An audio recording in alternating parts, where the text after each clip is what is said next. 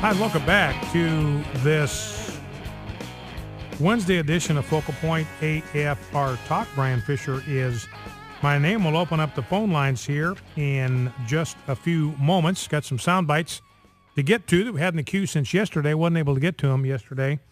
And here is a piece that will be of interest to you. Science confirms what we all knew. Dogs are superior to cats. Now, I make sure that our cat, Emma, knows this because when I comb her and brush her, I've told you this before, I remind her that her IQ is smaller than my hat size. And every day before I leave, I instruct her to do her chores and to do her homework. I come home and she hasn't done either one of them. All day she just lays around and eats and sleeps all day. Now, here is a article. I'm looking at Right Wing News. Some of the best-known research run by Erica Friedman at the University of Maryland and outside colleagues investigated the possible relationship between dog ownership and cardiovascular functioning. After carefully following the recovery rates of patients who had suffered a heart attack, Friedman discovered that those who were dog owners, compared to those who were without a canine pal were almost 9 times more likely to be alive 12 months later. And dog owners coped well with everyday stress, were relaxed about life, had high self-esteem, and were less likely to be diagnosed with depression. I've got a story in here of some online high school course in Florida says the reason that Muslims go jihadi on us is that they have low self-esteem. Well, apparently what they need is a dog, but dogs are unclean in Islam, so they are doomed to low self-esteem, and that's why they go off and murder helpless, innocent infidels. But anyway, dog owners had higher self-esteem and were less likely to be diagnosed with depression. Interestingly, this is scientific now. This is not my opinion. This is researchers at the University of Maryland. The same cannot be said for cats. Some studies show that living with a cat may help alleviate negative moods, but is unlikely to make you feel especially good. And others suggest that cat owners may actually be more likely than others to die in the 12 months following a heart attack. So you have a heart attack, you want to live, get a dog. You want to die, get a cat. That's the bottom line here.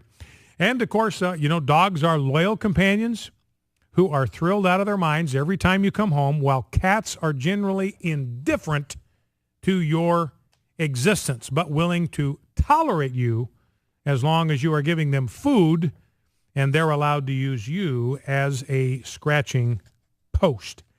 Now, back to more serious items. Here's a piece from the Washington Post, and this is really sobering to me because this kind of touches the heart of American culture.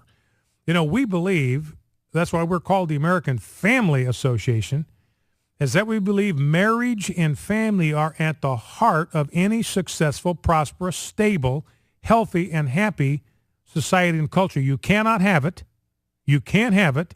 You can't have a strong, stable, prosperous, healthy, happy society without strong, stable marriages and families. It's essential. You can't have it. You can't have the culture you envision without having marriages that last, where children are raised in intact biological families. You want a happy culture. You want a prosperous culture. You want a stable culture. You want a vibrant culture. It's got to start right there. It's the cornerstone.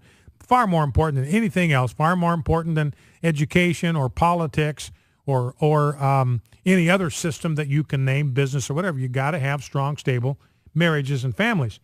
And so the Washington Post now is reporting the results of the Pew Research Center that indicates that now nearly 4 out of 10 families with children under the age of 18 are headed by women who are either the sole or primary breadwinners for their families. Now, I am going to say something here, and I don't care that it's politically incorrect. And I know if Right Wing Watch picks up on this or anybody else, they're just going to lacerate me for this. I don't care. From a biblical standpoint, it's very clear that men are designed to be the breadwinners for their families. That's the way God set it up. That's the way he designed it. Husbands are to use their stamina and their strength and their brain power. Not that they're smarter than women. I'm not saying that. But God's given them a brain, and the purpose for using their mental ability is to provide for their families, to use their physical strength to work hard, to work long hours, to use their physical strength to protect their wives and protect their children and be providers for them. That is the biblical pattern. And the biblical pattern is for a wife and a mother to focus her energies, devote her energies on making a home for her children and for her husband. You can see that in Genesis chapter 3, where when the curse comes, well, it's not the curse on man and woman, it's the curse on the ground, curse on the serpent, but Adam and Eve are not cursed. The ground is cursed in Adam's case. And what God says to Eve, look, this is where the fall is going to affect you. There'll be increased pain. Your pain in childbirth will be multiplied. And your husband, your desire will be for your husband, but he will rule over you. So in other words, he says for a woman, here's where you're going to feel primarily the effects of the fall. It's going to be felt in your relationship with your husband. You will have certain desires for him. He will not be able to satisfy those desires. In fact, you will find that there will be times, rather than your husband being a sensitive and caring companion and leader, he's going to be kind of rough and hard with you. He's going to rule over you rather than lead you. So that's one of the places you're going to experience the consequences of the fall is in your marriage, and you will experience it in the process of giving birth and raising children. In pain, you will bring forth children. Your pain will be multiplied in childbearing. And I think that's not just a reference to the child birthing process, but the pain and agony and heartache that every mother knows out of her burden, her concern, her anxiety for her children. And the older they get, the more damage they can do, the more worried a mom gets. So that's where the woman experiences the impact of the fall. Where? In her home, in her marriage, and in her home, in her family. Now, where does the man experience the effect of the fall? It says, by the sweat of your brow you will eat. The ground is cursed because of you. It will produce thorns and thistles. So you're going to have to fight those puppies all of your working life. Now, there's a promise there. You will eat. In other words, you will be able to provide for yourself and your family by working hard out in the garden, out in the farms, out in the fields. You'll be able to provide for your families, but it's going to be sweat. It's going to be exhausting. It's going to be tiring. There are going to be thorns and thistles you're going to have to fight. So the idea before the fall is man was working in the garden. Work is not a consequence of the fall. A lot of Christians misunderstand that. Work is not a consequence of the fall. Remember, before the fall happened, God set Adam in the garden to do what? To work it. So work was not a consequence of the fall. That was part of God's design. We are designed for work. That's one of the reasons why you're seeing the skyrocketing suicide rate in older men that can't find jobs. They're at the tail end of their working life. There's so much of our esteem is tied up in our work, and that's proper. That's appropriate. Nothing wrong with that. That's the way God made us.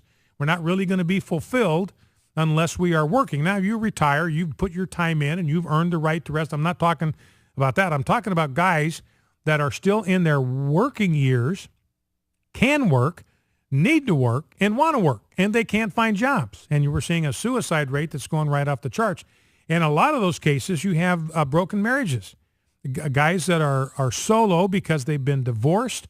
It's not good for the man to be alone. The combination of the economic pressure, lack of a job, the absence of a helpmate and a companion, which is what God designed a woman to be to a man, that takes a lethal toll. So anyway, the point I'm making here, if you got households where 40% of them are headed by a woman who is the primary breadwinner, then everything is upside down in our culture. And the ones that are going to suffer from this are going to be the children.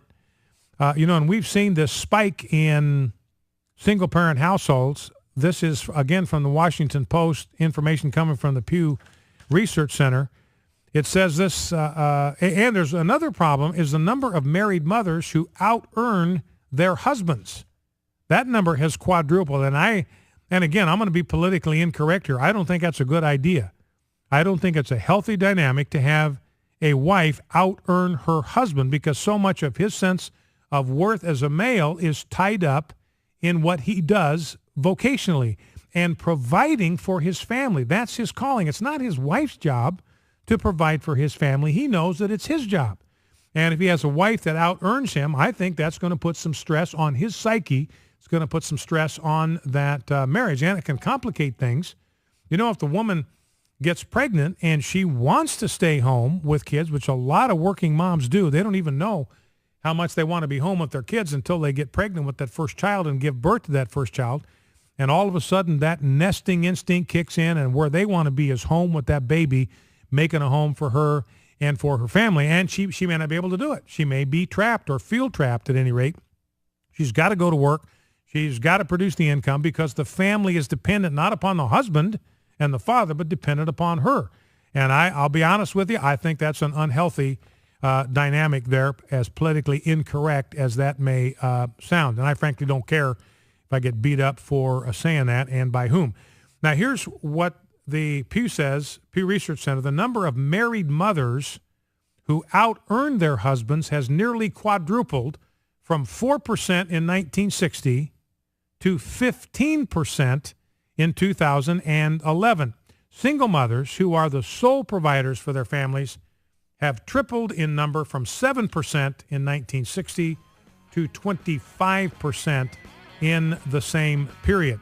Now, Americans understand some of these problems. By the way, the number to call if you want to weigh in on what we've talked about so far today, 888-589-8840, 888-589-8840. Want to talk about the things we've talked about today, sanctity of life, this lieutenant governor candidate in Virginia. I think it's critically important if we can see if a true, genuine, unapologetic social conservative can win a statewide election. We got that going to be tested in Virginia.